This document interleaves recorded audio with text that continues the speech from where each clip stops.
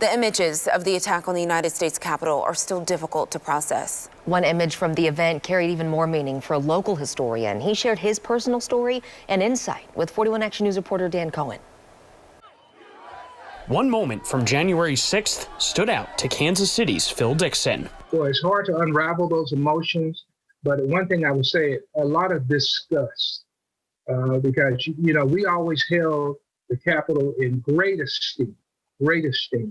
And they even have his photograph there, his portrait to hang in the Capitol building. Just a tremendous honor.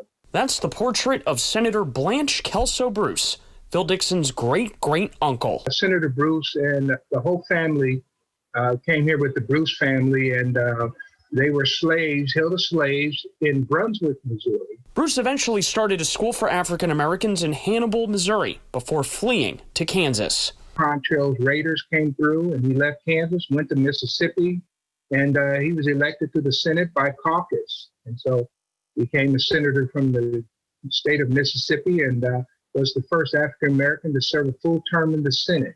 Dixon says last week's mob passing by his great-great-uncle's image was painful. See his picture in part of this history just brings this figure back to life in ways that we never thought imaginable. But Dixon says this moment is a teaching moment for those outside his family tree who are well-versed in Senator Bruce's history.